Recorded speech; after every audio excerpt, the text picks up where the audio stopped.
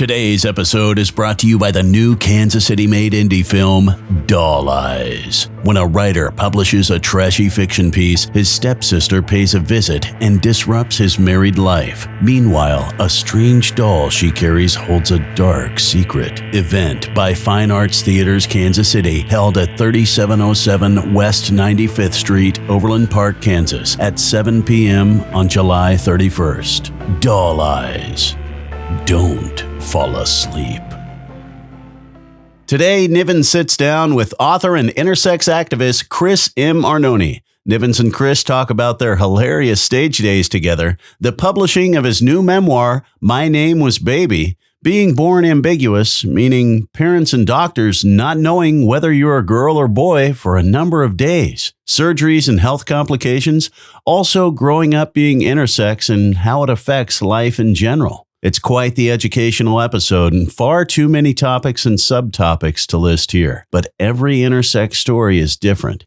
And so glad, Chris, that you're sharing, quote, the most important work of my life. Congrats on your new book, and thank you so much, author Chris M. Arnone.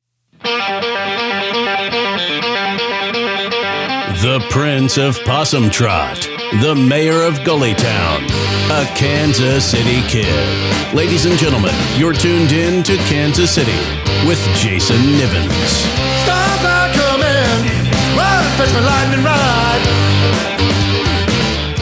We don't, I say this in every video and every podcast, we don't really have a start. There's no like, hi, and welcome to Kansas City with Jason Nivens. I'm in Raytona Beach, out here on Lakeshore Drive with Chris Arnone. Not an original joke there, but yeah, heard it before. What? Raytona Beach. Oh yeah, no. Shit, we were saying that when we went to Funky Town. I think my neighbors actually have a sign that's like, welcome to Raytona Beach. Yes, Love their yes. I do think, though, the way that I would start is full disclosure to this audience. My wife and I think she was my girlfriend at the time. She was my girlfriend at the time. I know this because we saw you perform and you proposed to your wife at the Folly Theater, and then fast forward a few years, and then that girlfriend became my wife, and you were at my wedding. That is correct. You were in my wedding, man. Yep. I was. Yeah, so we have a long and storied history together. Been naked on a lot of stages together. that was discussed off camera, but it's true. There's some actuality to that when we did our burlesque troupe. I was trying to remember, how long did that run? Was that 3 years back? 2 years? So I know my wife and I left in 18. Credence was born in 2018. I think we went for 4 or maybe even 5 by that time, and then it kind of it's really like petered out around COVID, right? Yeah, because like, that was it was starting to sort of.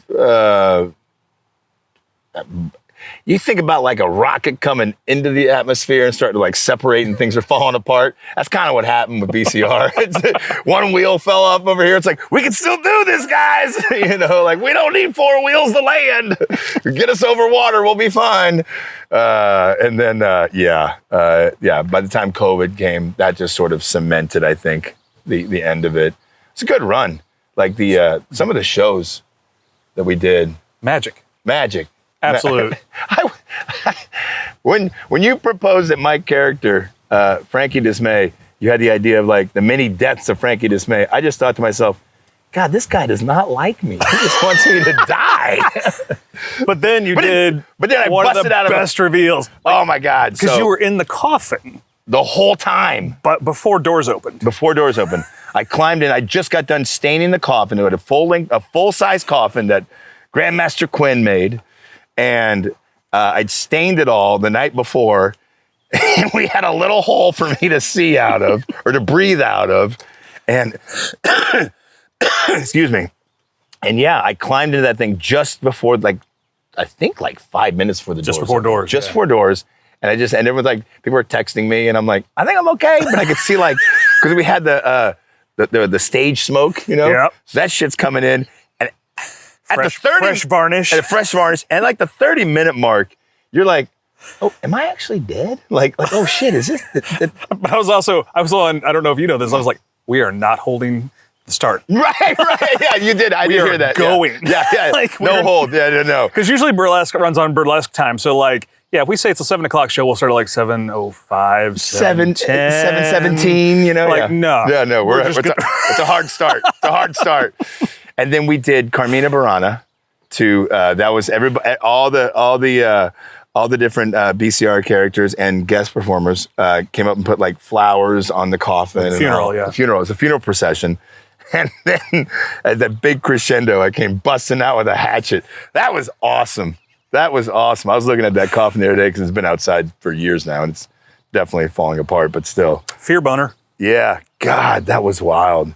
That was a great entrance. That was a great opening. What other shows do you remember that we did that you really liked? So I remember our first BCR, like the narrative one. The reaction from the crowd, because it was Sarah's show.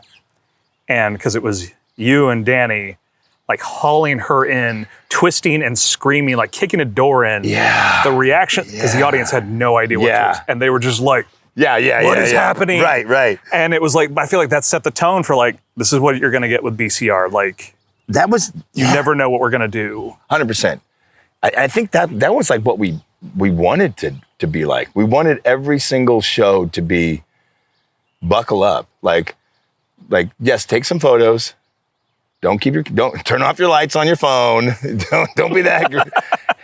I love this. Can you get the spotlight off, Grandma? But like, it was always just like, man, what's going to happen next?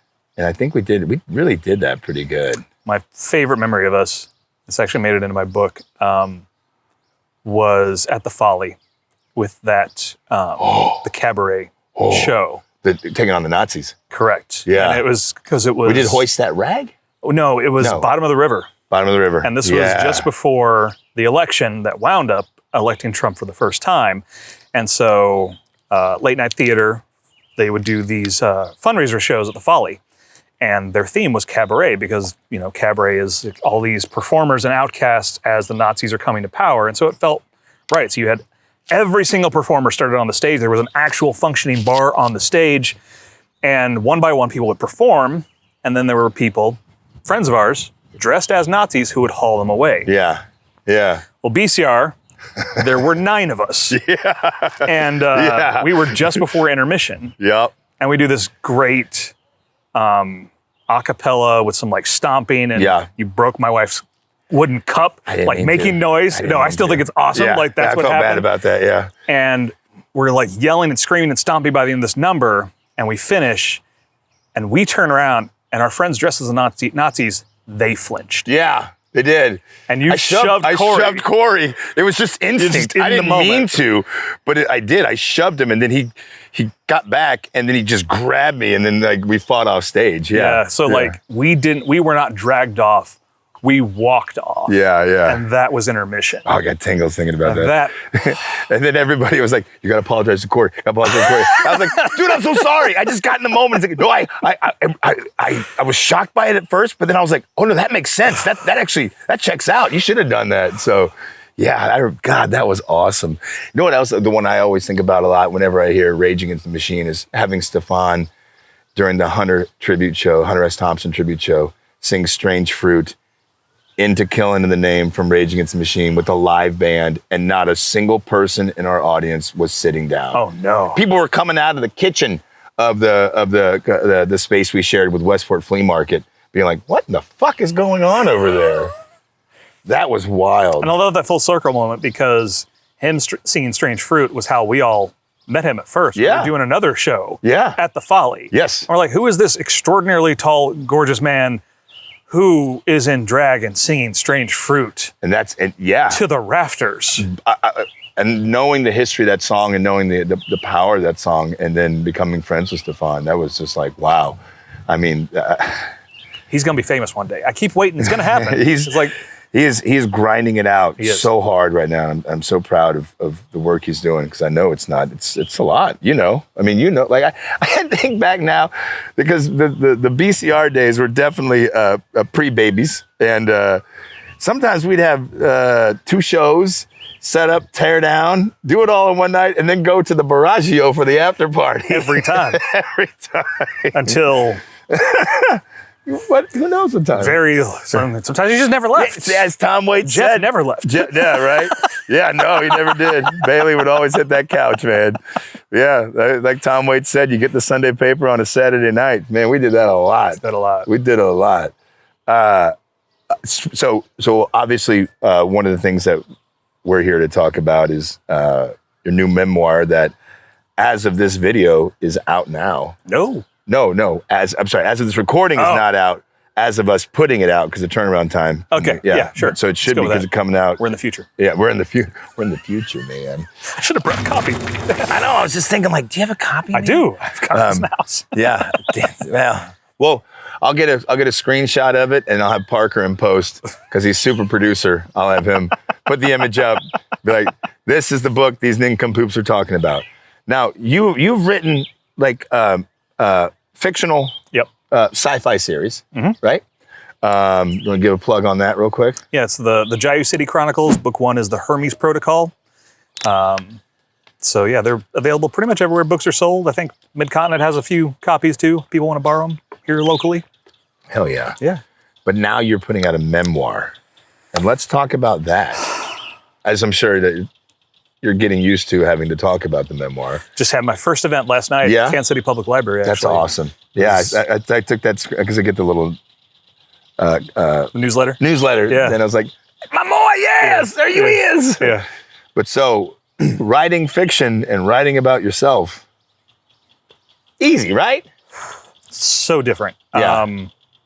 I was so lucky to have a really great publisher, Alec Loganville, champion of this book and was my editor and publisher, and sort of going back and forth with him because it was a very different experience for me. I'm very much used to writing novels. You know, I plot them out, and I start writing, and I know my characters, and I'm building the world, and I got a lot of action, but this was just me. Yeah. And nonfiction isn't structured the same way either, right? Like the first time I wrote it, I sort of made it more topical. I started with birth, but then I sort of went to different topics, but that didn't quite work. So it went more chronological, and that wasn't quite right either. But also like to purposely not make things up. Like I actually struggled for a while because like I'm really good at writing dialogue. Right. It's probably my theater background. I will write the shit out of some dialogue. Yeah.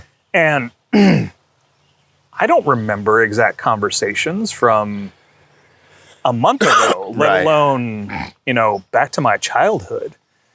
And my publisher had to encourage me to create these sort of composites, that it's not about being exact with these were the words that were spoken, but being true to the spirit of the conversation. And still, there's not a lot of dialogue, but those moments, where you're trying to capture the essence of what those conversations were like. Right. But more than anything, I was really devoted to the truth, as close as I could get to it. And that's what I think is the big reveal, which is, as it shows in the newsletter from the public library, they didn't know if you were a boy or a girl at birth. As simple as that. Like as rudimentary as it is just... Yep. So content warning about biology and my body.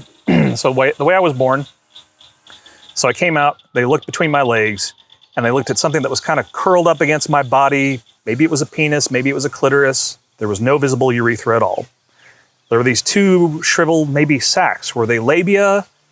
Were there supposed to be testicles there? They couldn't tell.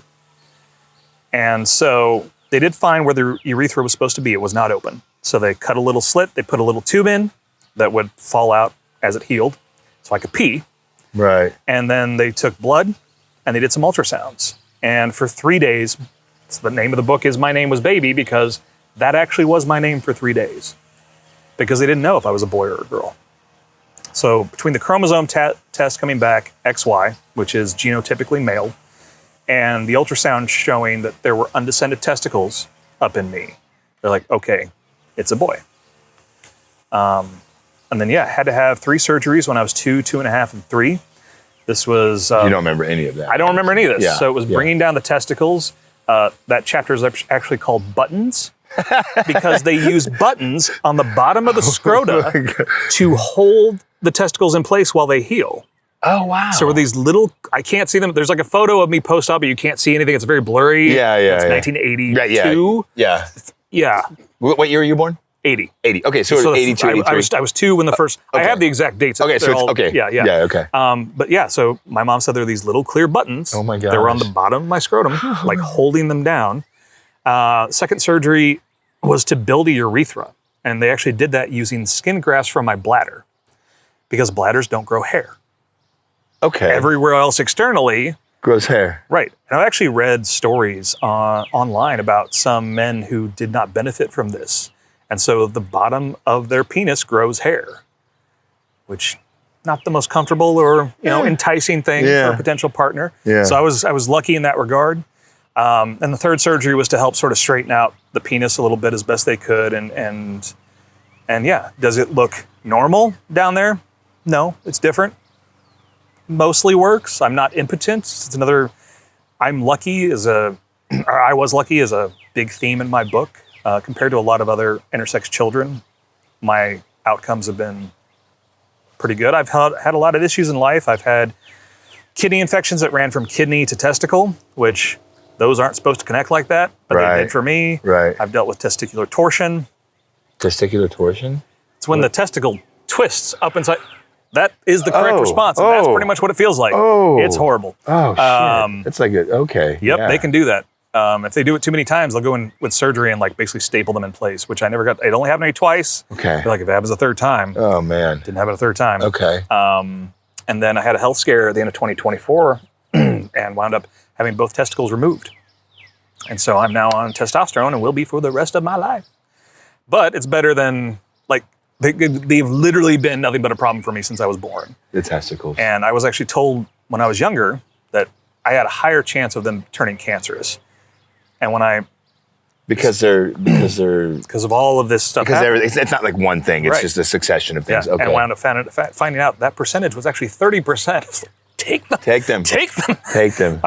So yeah, I'd much rather give myself an injection twice a week for the rest of my life than deal with that 30% looming. Yeah, for sure. So, and all the other issues that came with them. Did you get hot flashes, or do you get hot flashes? I did. I was going to say. Oh my God. I felt like I saw something somewhere that you had hot flashes. Like, I have to remember this. I want to talk to him about this. Like, that's not something that is, quote unquote, normal for guys. Right. For dudes. So when they took the testicles, they wanted me to heal before we had the conversation about testosterone, which meant that when you don't have testicles, your T just keeps dropping and dropping and dropping. And suddenly, I run warm anyway. I was getting to 20 to 30 a day at high intensity. And my wife, who is perimenopausal, was like, oh, this is much worse than I'm dealing with. It was awful. I couldn't sleep, really, because like I'd go to bed and then suddenly I'm hot and I'm throwing off covers and I'm sweating. And I'll start to fall back asleep, and now I'm shivering because I'm covered in sweat, and my body temperature is going back to normal. And so, like, every night, and this was like for a month, I was having these, and it still took, like, once you start on testosterone, it takes a couple weeks to sort of build up in your system enough. So it was this slow drop off, but it was also the other, like, frog in the pot things. Because there are things like muscle fatigue, muscle loss, fatigue, brain fog, low libido, no libido. By the way, it's like, my total testosterone got down to 5. Normal range is 400 to 500. Wow. I was down to 5 when they finally started me. So and like those are things, because it slowly drops, you don't realize till you start to come out of it. Like, I was real tired for a while. And, like, boy, I'm amazed I did anything productive at work for like a while there. So, it was quite an adventure. But it was, because the one testicle, and not the one that had been the problem child for me, I noticed was suddenly just really big. It didn't hurt, so it wasn't like the swelling I was used to with an infection. It was just like really big, weirdly big. And like, they weren't sure what it was. They did an ultrasound, which, the guy's like, oh, I travel around the country doing these. We'll be in and out in 10 minutes. I'm like, sure. That's how this body works. Right. An hour and a half later, he finally was done. And then they're like, well, those were inconclusive. Yeah, of course they were. Right. So they did a CT scan. That was inconclusive. And he's like, well, we need to get in there and probably take it. I was like, just take them both. Right. And then once he had actually taken everything out, he was like, it was not cancer. I was like, okay. But it was one of those, it was just hanging over me for a while. And I didn't tell anybody about, because I didn't want to put that fear on anyone else, especially if it was unfounded, which it was. Right. But that was, and that was like right after I'd lost my last living grandparents that year. That whole end of 2024 was rough. So let's go back to, like, I mean, God, I think about, like, being a young man, a young boy, a young teenager, what's life like for you there? It's funny. There's a gap between when I had the surgeries, which I don't remember because they happened when I was too young, Right. and puberty happened where, honestly, my childhood's pretty normal during that gap. Like, I have a vague awareness that I'm a little different here because my parents never had any shame or secrets about my body. Sure. We always refer to it as birth defects. This was not a political thing. It was simply a matter of, there's a couple of dragonflies having a very good time right now. Yeah, they are. It's my decision to be by the lake. Not regretting it. But so I know but it was nothing until I remember 5th grade, a sex ed class. Oh, yeah. And that was like, oh, that doesn't quite match up with what I'm working with exactly. Right. That was like the first time. And then I feel like when that happens, like you start to get kids making like penis jokes a lot. Yeah, yeah. And, I mean, men literally, well, maybe not literally like get them out, but the dick measuring stuff, right? We somehow judge a man's worth by the size of his penis. And like those jokes hit different when you know that you're different. Right. The whole time. Yeah. Like just the terror of like locker rooms in like junior high when hormones are raging. And like those are really like rough times for me. I definitely, part of why I wrote this book is like it's growing up in this body under Midwestern toxic masculinity. Yeah. So I definitely had like the stepdad and uncles that like worked on cars in the garage, and there were like calendars of naked women on hot rods. And it was absolutely that culture. Yeah, for sure. And, you gotta be a man. Yeah, suck it up. I remember one point they had me shoot. Don't be a pussy. I was 10, maybe 12, and they had me shoot a 12-gauge shotgun because they knew it would knock me on my ass. Yeah. Now, they made me put it on my shoulder so it didn't break anything, but it's because they wanted to watch me get knocked on my ass by a 12-gauge shot. Like, yeah. Who does that? Right? Right. Pretty much every man did that, at least at that time. I hope it's less now. Right, yeah. I'm sure there are some men that still do that. Sure, yeah. But yeah, it was tough. And it's weird too, because in reflection, it's part of digging into this and like talking to my mom, trying to reconnect with my dad and talk to him. Like I was a really quiet child. I wasn't very inquisitive, always really smart, but I wouldn't ask questions. It was almost like I was embarrassed to not know things, but then I wasn't asking the questions or like talking about how I felt about things. Right. So I would just like go along with the jokes and pretend like I knew what everybody was talking about. And just kept it all inside. Because you're so perplexed about who you are physically, I guess, because we put so much emphasis on boys and pink for girls and blue for boys. And kids are cruel. Yeah. Like you don't want to give them more ammunition. Right. By any means. Yeah. Yeah. Because they'll just tear it apart. And I was already like, I was not athletic. I was the nerdy kid. Like if it was something involving a ball, I was bad at it. Couldn't shoot a basketball. Couldn't throw a baseball. Right. Like, kickball, everybody runs in. Like, it was.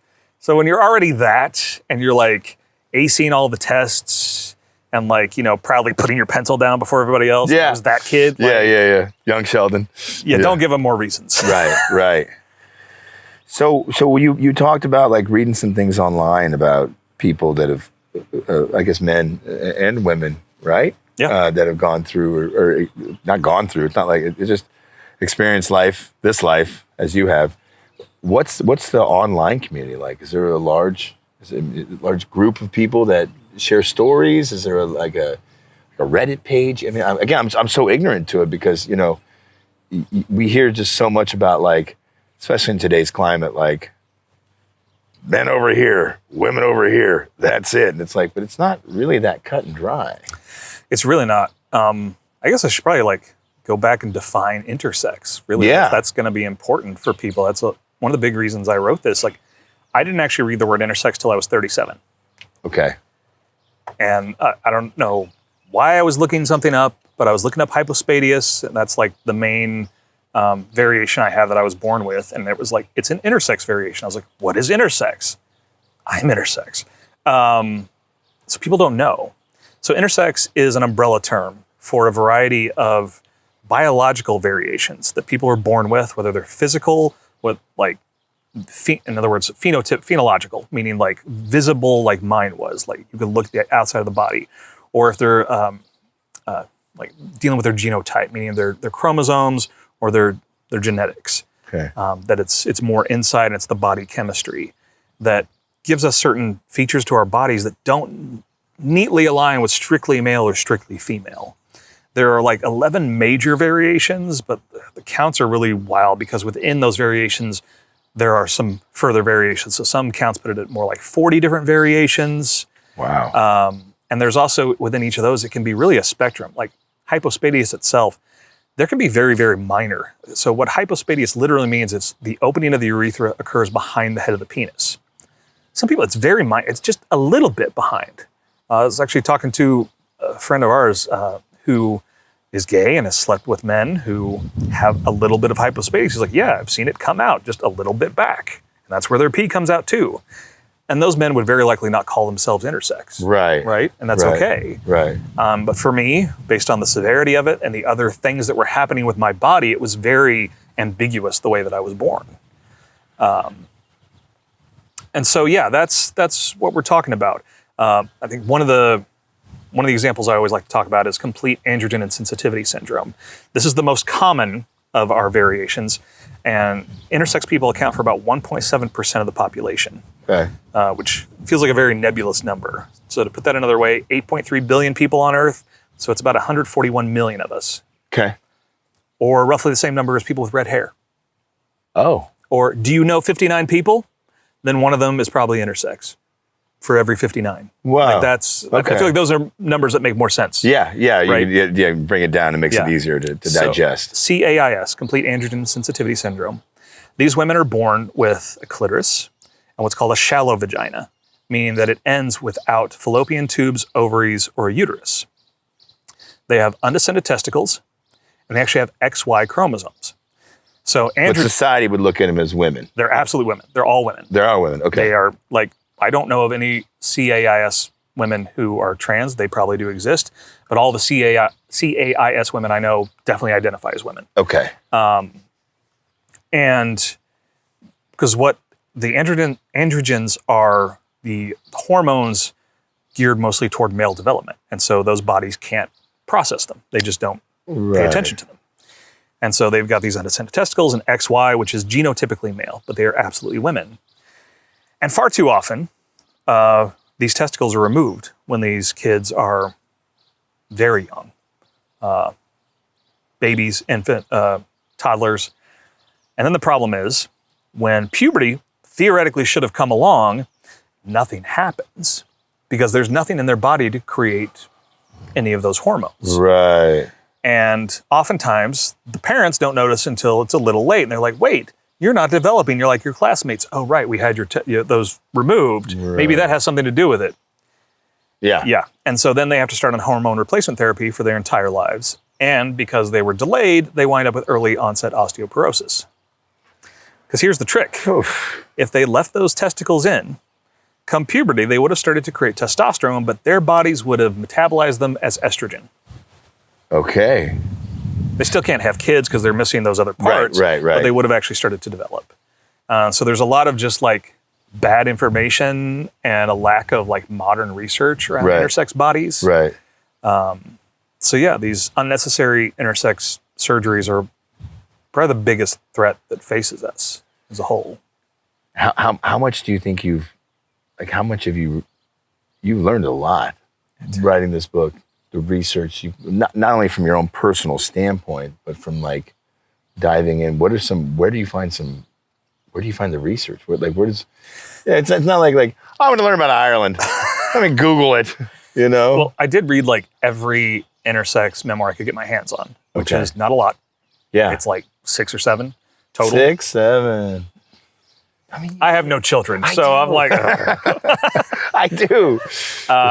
so I did that. There's a book I picked up when I was in the UK that's called A Complete Comprehensive Guide to Intersex by Dr. Jay Peterson, which was a really helpful tool. It's more like a textbook. So when I really wanted to like dig into a specific variation, and it breaks down like the sub-variation, like it gets into it. So it allowed me to really like try to speak clearly about things while like I am not a medical professional. I'm Right. not a scientist. Right. But to make sure I was referencing someone who was. There are also some really great resources out there just for like the biological stuff. The Cleveland Clinic and the Mayo Clinic have some good resources online. Okay. And then there are some, like Interact is a great group that's out there. They're aimed mostly at helping intersex youth. But there are some others out there, the Intersex Justice Project. There are some really great ones out there. And social media was a little bit helpful. I started to find some other intersex people out there, wound up befriending some of the people whose memoirs I read, because then they read my memoir and they provided blurbs, and like we've connected on social media and we've talked. You talk about the youth. What kind of self-harm do we see with the youth? Is it pretty prevalent?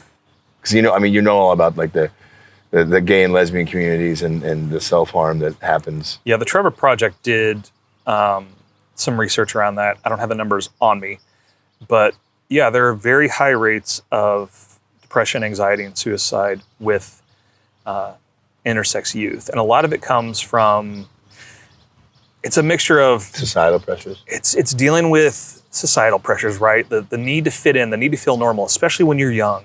Yeah. That's why that's what YA books are about, right? It's like kind of finding your way in and finding your way to fit in, but also be yourself and like finding your place. And that's really hard when there's something really, really different about you. Right. It's also, there is a shame cycle around intersex people. So many of them. Like almost every one of these memoirs I read, the parents had some sort of shame around the body. Either they didn't tell the child they were different, so the child like eventually gets old enough to go, wait, hold on, this is right. Or they talk about it in the house with, don't tell anybody. Don't tell anybody. Sure. It's literally your biology. Right. You have no control over this. Yeah. There is nothing to be embarrassed about. Right. It's just biology. Right. But that shame implants itself. It grows. Yeah. And you carry that because someone taught you that. And then, the repercussions from these unnecessary surgeries, because there are definitely a lot of reported cases where the child is born ambiguous, like I was. And the doctors make a decision. They go, well, I don't know if it's a micropenis or a macroclitoris, but it's easier surgically to make that into a girl. So they cut and they make those changes. And puberty comes along and they guessed wrong. Oh, wow. And now this child is impotent.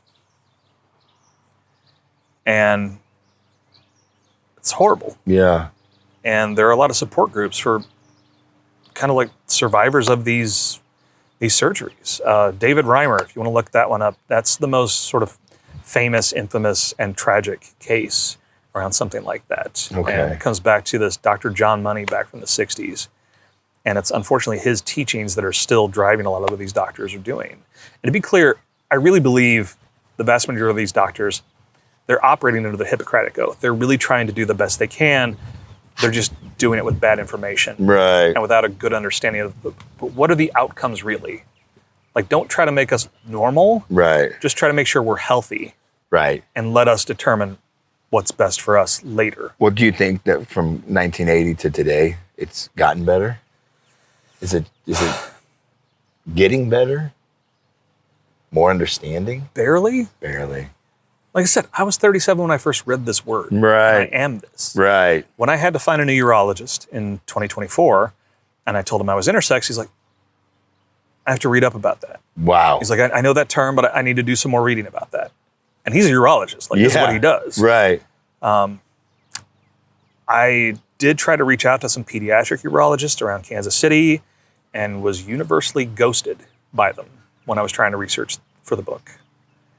Huh. So take that for a while. I don't know why. Because what, they don't want to be caught in a moment where they're... I don't want to read into... Yeah, I guess you can. Right? Yeah, right. Like, yeah. Maybe I needed to credential myself a little better. Maybe they were just like, here's some rando trying to write a book and, has like, there's certainly a long track record of intersex activists butting heads with urologists. Okay.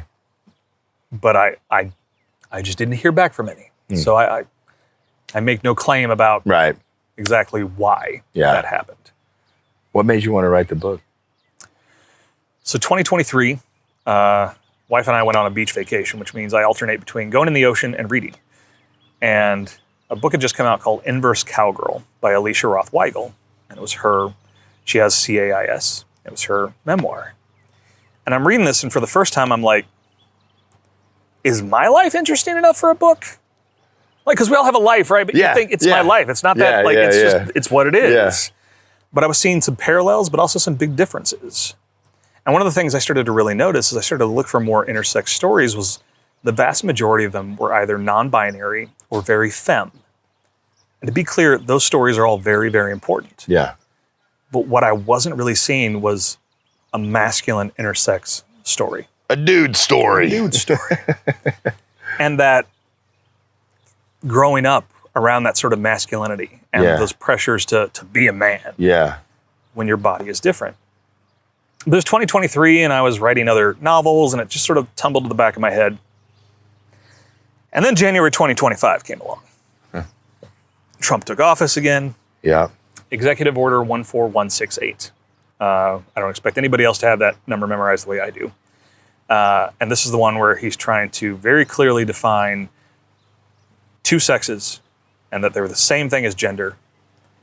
And it's part of their whole attack on transgender people, right? Yeah. Which is this whole culture war thing. Fascism always has to pick a villain. Yeah. So that's the villain of the week for fascism this time around. And it sucks, and it's absolutely terrible for them. And then buried down in the bowels of that executive order, they're trying to just flat out erase intersex people. Because if biology and sex is more than a simple two check boxes, how can they claim what they're trying to claim against transgender people? Right. And so I started to realize, like, I can't stay silent about this anymore. I've got to come off the sidelines. I've got to do this. And this whole thing was kismet. Like, I reached out to my agent. I was like, I think I want to do this. And she's like, cool, I think there's absolutely a market for it. Go write it. Yeah. And start building your online presence. Yeah. A lot of nonfiction, you just have the credentials and an idea, and you go from there. But with a memoir, it's like, no, you have it written, which I'm used to. That's what you have to do with novels. Right. 2 weeks later, she gets an email from this new imprint coming out of the University Press of Kansas, which has been around for like 80 years. Yeah, yeah. It's called Plain Spoken Books. So the University Press has been all about academic books for 80 years, and they're starting a new trade nonfiction. So we're talking like memoirs, biographies, like historical but not textbook, cookbooks, that sort of thing. And they're looking for Midwestern stories with a national appeal. And it was just like, hi. Ding. Like within a week, we were having coffee with Alec, who's like, he's the acquiring editor for Plain Spoken. Yeah. And like a week or so later, we're under contract, off and running. And I haven't even written the book. But you got it. You got it all upstairs. Writing to a deadline, and Alec was such an incredible partner, like giving me developmental feedback as I was going along. It's like, I don't think this is working, I'd send it to him, and he'd come back with some great feedback. And he made that book so much better. And as we were talking at first, they were like, okay, we want to get this book out. Like, we're thinking based on publishing takes a long time. Let's be very clear. Yeah. They're like, well, because we're talking in like February, March of 2025, and they're thinking probably like spring of 27. And I said, we have to get this out before the midterms. Yeah. Yeah. And they agreed. Okay. And they put it out instead in Pride Month, 2026. Yeah, yeah, yeah.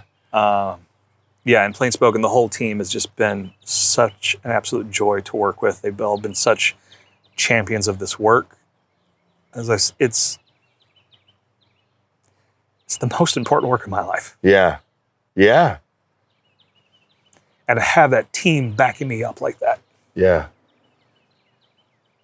Yeah, because it's your story, but also it's a story of millions of, what did you say? 141 million people. 141 million people.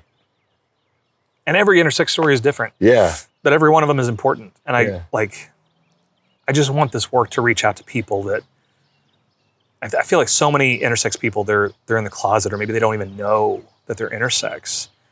And there is so much shame about just talking about our bodies and talking about the biology of it. And it's funny because people come up and they're like, it's so brave. And like, it doesn't feel brave to me. Yeah. When I started talking about this and I realized that education is such an important part of this, I had to start just talking very frankly about my body and how it's different. Yeah. It doesn't feel brave to me. In this political climate, I guess it feels a little brave. I'm worried I might get doxxed. Right. Like, how else am I supposed to talk about my experiences if I'm not being completely just forthright about my body? Yeah. That is brave, because I think so many of us, we wear masks and we present ourselves in a certain way, but deep down inside there's something going on and we just don't talk about it. We don't address it. We suppress it. Talk about it with maybe a friend here or a spouse there, but a sibling. But to bear it all out there for the public at large, knowing full damn well that there's going to be some fools out there that are probably going to take a shit on it, but that's they take a shit on everything. You'd be like, look at this beautiful lake. Oh, I bet it's got a bunch of bugs. Like, well, it does, but it's a lake. It's a lake. Fuck, that's what lakes do, you know. But okay, it is kind of weird to be like, yeah, there literally might be someone right now reading about my early sexual experiences. I'm like, I'm going to meet people who have read the book. I got nothing else to tell you. Yeah, like, right. Yeah, it was all there. Please tell me something embarrassing about yourself. Let's talk about you right now, Todd. Why is the floor all wet, Margot? No, man, I'm excited for I'm curious and excited to see where it goes for you. Because, like, get you on some speaking engagements, get you on the View. The girls will love you. They'll fucking eat you up, you know. Yeah, I mean, what a wild, like, because I remember, like, being your pal and being involved with the BCR troop, and we didn't find out till later on what was going on. It was like, he's not just a moody bitch. No, I'm just kidding. Come on, that was bad. It was bad joke. Bad joke. But I mean, I'm proud of you, man. It's not a, you know, to bare your soul for the world to see. It's not an easy thing to do, and you done it. I have. You have. That you can't put that toothpaste back in the tube. It's out now. No, man, it's shipped. It's shipped. Yeah.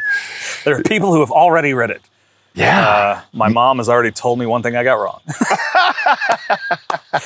It was like this tiniest detail. For those that read it, I tell a story about, like, we were in... You were Batman. You were not Robin. Okay, Chris? We were in Texas when Hurricane Alicia hit, and I got the city wrong. The rest of the story was spot on. I was just the wrong house. It was, but that was it. Like, everything else, like... How'd your mom handle it? She has been texting me frequently as she's been going through it. She's very proud. I'm trying to figure out how much I want to say that's, like, more her story than mine. Yeah. There are some traumatic parts of my life, particularly my former stepfather, that were traumatic for her too. And in a lot of ways, she actually blocked out a lot of the memories. I've been discovering that. It's actually the first kidney infection I had, because I remember this, I was talking to her about it, because I was trying to ask her just a clarifying question of, like, did we call an ambulance, or did you all just take me? She's like, and, like, she started to tell, and I was like, no, that's not what happened at all. Because I remember this, because it was the worst pain of my life at that point, when one of your testicles swells up to the size of a grapefruit and you're 15. Yeah. It hurts. But yeah, there was another moment where she was asking, she's like, I don't remember it. Like that's not, she was like, oh, the adoption. When my former stepfather adopted my brother and I, she was saying, like, oh no, I came home and Sam had just done that. I was like, that's not how adoption works. He was not our guardian. Like, you were there. Yeah. We celebrated as a family. It was actually a happy moment. Maybe it was misguided at the time. So there are these things that she has actually blocked out because of the trauma around my former stepfather. Right. But overall, I mean, she's just been incredibly proud. When you wrote this, was there concerns about how, forget friends, like certain family members might have reacted? Or I guess even friends. I know your wife was supportive, because I know her. I know she was, like, probably leaning right up against your back, being like, I got you, babe. Always. Yeah. Always. The family side of it, I wasn't worried about anybody. The closest I come, so I've gotten back in touch with the Arnone family a bit. Not my former abuser, not Sam. Though it's funny, I was able to trauma bond with my, I guess it would be half brother over him. It was a kid that he had after the divorce. Okay. So it's like he's in his early 20s. So I'm the really older brother. Yeah. But I did warn the family. It was like, I don't pull any punches with Sam. And fortunately, they were like, we don't expect you to. Okay. Okay. But other than that, so all of my sexual partners before my wife, I changed their names and I reached out to them all. So if you imagine that fun, granted, it's not a huge list, but it was still, I reached out to every one of them just to make sure. And it was like, I'm not saying you get to change anything. Right. But I just want to let you know, including like, everybody's got like the ex. The one you're just like, we don't talk. Right. We're not Facebook friends. Yeah. There's too much baggage there, too much hurt. And weirdly, and like she also like really did not encourage my writing back then. And she's like, oh no, you're a great writer. I'm sure it'll be fine. I was like, who are you now? Whatever, okay. But yeah, it's been, I mean, God, 15, 16 years since we broke. So, you know, we both grown and changed and whatever. Sure. But I mean, they were all fine with it. Nobody even asked to look at it ahead of time. So you get deep, not just about the biology of you and how you were born and what you went through, but also like your interactions with significant others. Because that was part of it. There's a story, it's one of the readings I've been doing. Actually, I wrote a poem about it too. It's just a fun story and very fitting for you, my friend, in this podcast. So back when I was in college, I was in a fraternity, and someone had the bright idea to start doing Sunday night beer and porn. Not a circle jerk. I want to be very clear. Anyone who knows me would know I would never know. But it was just like we would rent porn because back then there was basically no internet. Right. So we would go to the store and rent it on VHS. I was going to say you go to the mom and pop shop because I don't think Blockbuster ever carried that stuff. You'd find like I was in Kerrsville, Missouri. They didn't even have a Blockbuster. Yeah. They had like some cheap little family video, and then there was the adult toy video store. Secret door. Yeah. It was the adult toy and video store. Yep. Not far from campus, and it was always like clown porn or granny porn or something like that, right? But the first time this happened, I've got my, I think, Rolling Rock, or it was like my fancy beer for college. Everybody else is drinking Beast, and I'm ooh, I got my Rolling Rock. Right. But watching this thing, and it's very strange to me. I'd never seen porn before in my life. Again, no Pornhub, right? It's a little harder to find. Yeah. And the dude ejaculates. Intellectually, I understood what happens when a man ejaculates. But seeing it happen, the volume, the force, was a very different thing because, like, even before the testicles were removed, nothing ever came out of me. And I don't know exactly why. Right. Whether it was just a dry ejaculation or when I was doing research for this, there's something called, I think it's called inverse ejaculation, where the ejaculate actually goes up into the bladder and then winds up peed out later, but nothing ever came out.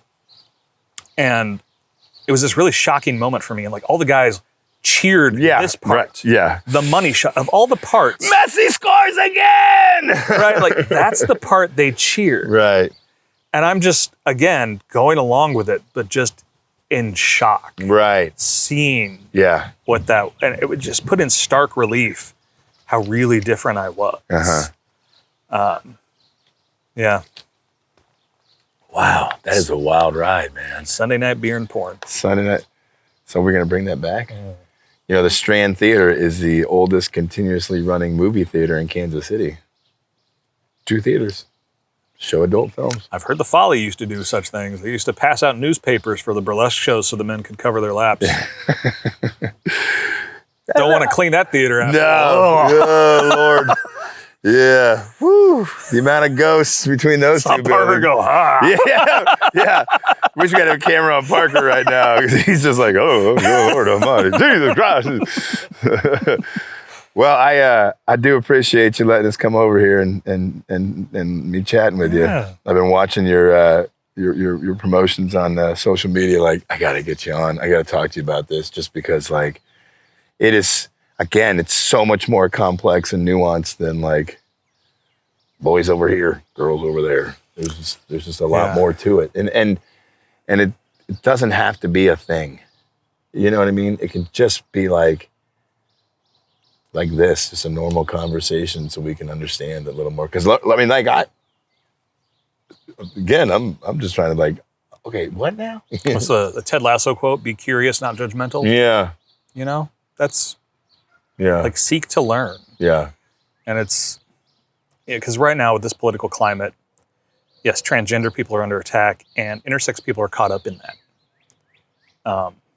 We're not just being erased; we've actually been hit by some of this stuff, like that recent Kansas, right, where they suddenly invalidated all these driver's licenses for transgender people. Yeah. Some intersex people got caught up in that.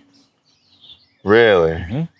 Or there's very recently, there's a teacher in, I think it's Florida, that he was just fired from his job, supposedly for being transgender.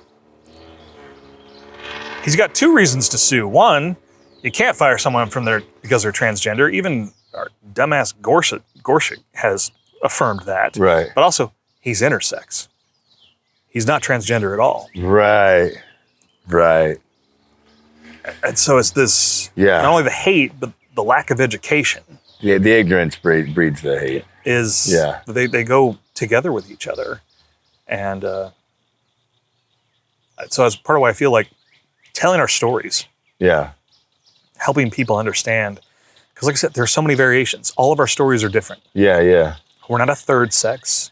There is no one intersex story. There are a lot of commonalities between us. Right. But we all have our different journeys and our complications, and it's part of what makes humanity beautiful, is that we're all different. Yeah. I mean, I didn't expect to get swept up in the World Cup fever of all these different countries having a blast with each other, and just hope coring, as they call it, like through the TikToks, and then like, there's guys from Mexico, there's South Korea, they're throwing each other up in the air, just like, what in the hell? Like the Europeans going to Taco Bell, like, what? Like, that's not, can you? Yeah, no, that's not something to be Go to the boulevard. Like, we got some real Mexican food. Like, don't. But just to see, like, man, like that, who was the 40-year-old goalie that shut out Spain? Right? Did you hear about this? Like they knew that they weren't going to beat Spain, whoever this country was, and it's escaping me, and I know I'll look it up after this. But this 40-year-old goalie shut out Spain, right? And he's balling afterwards. His grandparents couldn't be there, and his mom's visa got denied. Well, Hakeem Jeffries worked with Marco Rubio, and they're getting the mom to meet him in Miami for the next match. Nice. Like, that's the kind of shit I'm like, oh, and everyone's just like, all we need is the World Cup. That's how we heal us. That's all it is, man. And so, like, yeah, there's a lot of great people out there, and to get their stories and to really hear from them their stories, and not just pass a judgment. Like you said, our world is so much bigger too. Yeah. Like, I feel like I've seen so little of it. I've been out of the country, and I just want to see more of it. Yeah. Because it is so different. The tapestry of humanity. Yeah. Is so varied and diverse, and that's what makes it really cool. Yeah. Yeah. It is pretty fucking cool. You're pretty fucking cool. You're pretty cool. Thanks, brother. Appreciate you. Hey, folks. Bet you weren't expecting producer Parker to be on this wrap up, but I had to throw a change up because Nivens is doing some more important things. Having a good time celebrating his lovely wife, Alex's birthday. Everybody shout out to Alex. Give her a happy birthday. And also another shout out to Chris M. Arnone. Thanks so much for sharing your story, man. It's so important. I learned so much. I can't even believe how much I learned. But if you want to, folks, and you need to, go get his book. It's out now. It's at kansaspress.ku.edu. Just type in "My Name Was Baby," and his new memoir will pop up, and you can find it there. Well, with the fun stories Chris and Nivens were reminiscing about during their burlesque show days, and with the release of Chris's new book during Pride Month, you know, we thought it might be kind of interesting to look back on Kansas City drag show history, because it does have a rich history here. It's been going on for a long time. I checked out an article from KCUR, and it's well over 150 years. And people have always been trying to push laws to ban it or regulate it or whatever, but nothing sticks. In fact, one of the coolest eras I'm coming across here, and I'll put up some articles and little snippets of newspaper clippings from the old days. We love those old clips on Kansas City with Jason Nivens.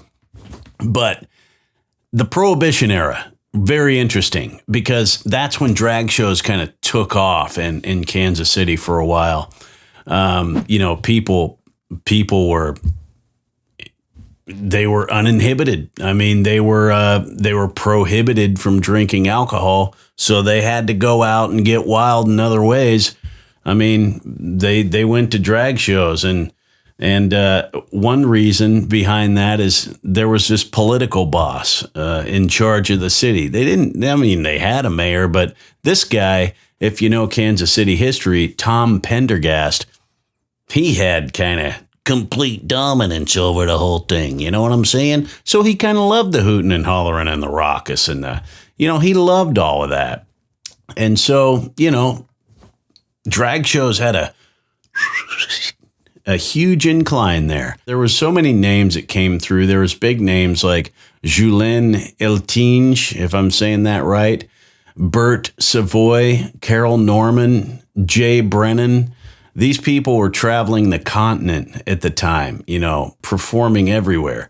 And they were at the Schubert, they were at the Orpheum, they were at the theaters. It was that big. In 1933, Prohibition got amended, and Pendergast was still under control. Actually, just shortly after the Prohibition ended, a club called Dante's Inferno opened up at Independence Avenue and Troost. And there were some other clubs too, maybe in the 18th and Vine district, whatnot. But then, 1939, Pendergast arrested for tax evasion. Of course. That's how they used to have to get him back then. They couldn't get him for everything else. They always had to get him for tax evasion. So, that's a really interesting era, but you can't kill it. You can't kill it. It's always going to be there. Drag shows are always going to be there. Just to wrap up the episode, say happy birthday, Alex, and big thanks to Chris again. And if you want to contact us, if you know somebody who would like to share their story, or if you would like to share your story, contact us at kcjnmedia@gmail.com, and we'll catch you next time. I ain't afraid. I got a bed we got.